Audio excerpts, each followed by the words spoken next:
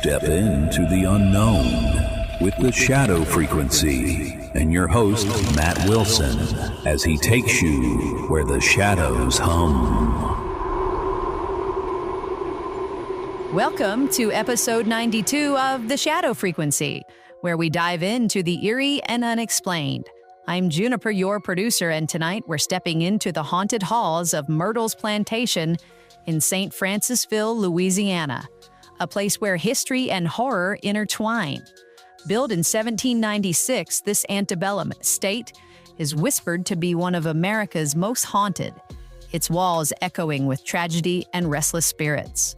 Ready to explore the shadows? Here's your host, Matt Wilson, in 3, 2, 1.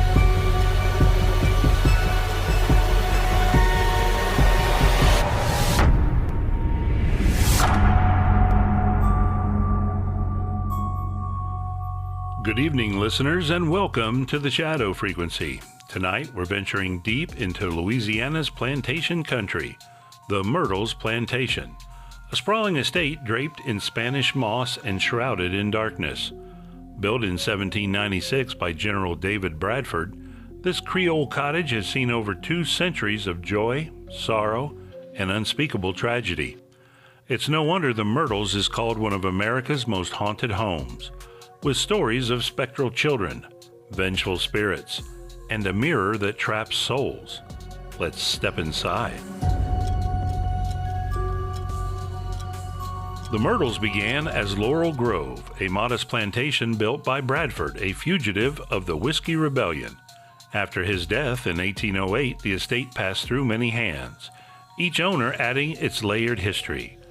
By the 1830s, it was owned by Clark Woodruff, a judge whose family would become central to the plantation's most infamous ghost story.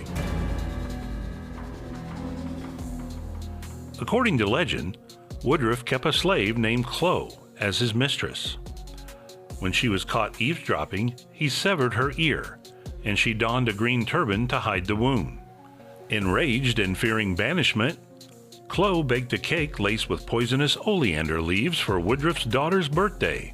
The tale goes that Woodruff's wife Sarah and 2 children ate the cake and perished, their spirits now bound to the plantation.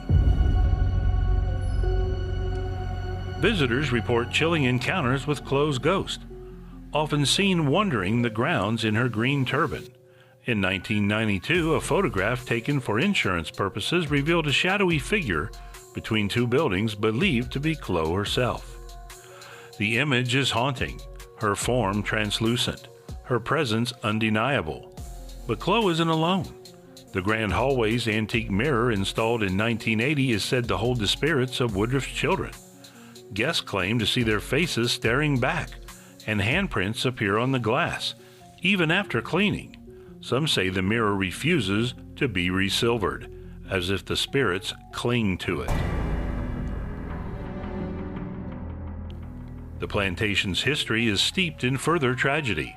In 1871, William Winter, a lawyer and husband to Sarah Sterling, was shot on the front porch by an unknown assailant. Legend has it he staggered inside, climbing the staircase only to collapse and die on the 17th step.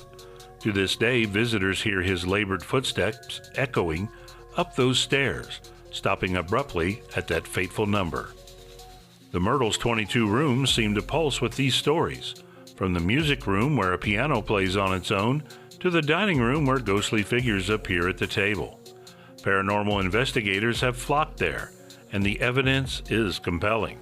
The Ghost Adventurers team captured audio of children's laughter and a ball rolling down the stairs, as if guided by an unseen hand. Guests at the bed and breakfast report beds shaking, doors slamming, and the oppressive feeling of being watched.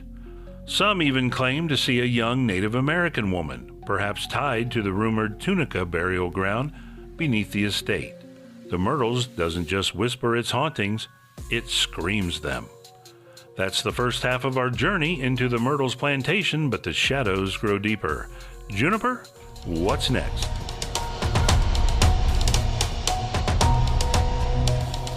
Wow, Matt, the Myrtles sounds like a place where the past refuses to stay buried. Listeners, are you feeling those chills? We're only halfway through this haunted tale, and there's more to uncover about the spirits that linger here. Stick around for the second half where Matt dives deeper and maybe even questions the legends. Don't forget to like and subscribe on YouTube, TikTok, and Facebook, and all major podcast directories. Visit our new website at shadowfrequencypodcast.com. To listen to all of our episodes, you can check out the Shadow blog or leave a voicemail telling us where you're listening from, and we'll feature it in an upcoming episode. If you want to support us, you can buy us a coffee on the site.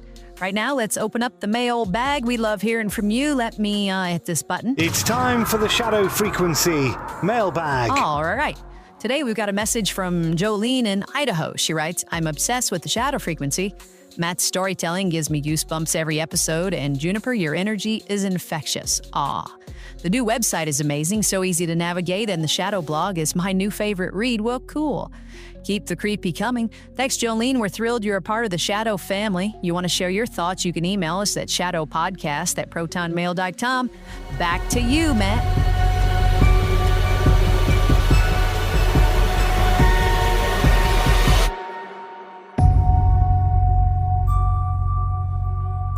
Welcome back to the Shadow Frequency. We're still at the Myrtles Plantation, where the air fills thick with unseen eyes. Let's explore more of its hauntings and consider what might fuel these tales. Beyond Chloe and William Winter, the Myrtles is said to house up to 12 spirits. One is a young girl who died in 1868, allegedly after a failed voodoo ritual. Guests in her former room report seeing her apparition, sometimes practicing voodoo on sleeping visitors. Others describe a Confederate soldier pacing the veranda, his boots echoing in the night. The grounds themselves are alive with activity. Phantom children are seen playing among the oaks, their laughter turning to whispers when approached. The Myrtles' reputation exploded in the 1970s, when the Myers family bought it and opened it as a bed and breakfast. Guests began reporting paranormal encounters almost immediately, and by the 1980s, the plantation was a ghost tourism hotspot. In 2002, Unsolved Mysteries segment and a 2005 Ghost Hunters episode cemented its fame, with investigators recording unexplained footsteps and voices. The plantation's own mystery tours, held every Friday and Saturday, lean into these stories, guiding visitors through rooms where the past feels all too present. But let's pause for a moment of skepticism. Not all the Myrtles legends hold up under scrutiny. The Chloe story, for instance, lacks historical evidence. Census records show the Woodruffs owned slaves, but none named Chloe or Chloe appear. Sarah Woodruff and her children died of yellow fever, not poisoning, and their daughter, Mary Octavia, lived to adulthood. Some historians argue Chloe's tale was a later invention, perhaps inspired by a lighter-skinned slave in that 1992 photo. Does this mean the hauntings are fake? Not necessarily. The plantation's dark history of slavery and violence could still anchor restless spirits, even if the details got muddled over time. Still, the sheer volume of reports is hard to dismiss. Guests describe waking to find their beds levitating or hearing a woman's sobs in the music room. In 2014, Ghost Adventures captured an EVP saying, "Stay away," as if the spirits guard their domain. Whether it's Chloe, Winter, or someone else, the Myrtles feel alive with the weight of its past. Could the energy of so much suffering, slavery, disease, murder imprint itself on this place, creating a paranormal echo that lingers? That's our dive into the Myrtles Plantation, a house where history and horror blur. Juniper, take us home. And that's a wrap on episode 92 of The Shadow Frequency. The Myrtles Plantation sure lives up to its haunted reputation, doesn't it? Thanks for joining us in the shadows, listeners. Want a chance to win some spooky swag? Sign up for a contest. Details coming right after we sign off, and you'll be entered for our May 10th drawing.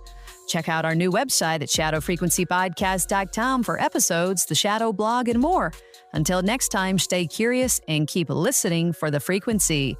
Good night, Shadow Seekers. Calling all Shadow Frequency fans. Enter our contest for a chance to win big. First prize, the Bigfoot book, the Encyclopedia of Sasquatch, Yeti and Cryptid Primates, the Real Unexplained Collection. Second prize, Squatch Metalworks, Bigfoot playing cards, a unique 52-card deck with illustrations and facts, perfect for Sasquatch lovers. To enter, email shadowpodcast@protonmail.com with your favorite episode of our podcast. Drawing is May 10th, 2025. Tune in and throw your hat in the ring. This episode was produced with a commitment to exploring the unexplained while grounding our discussion in documented discoveries.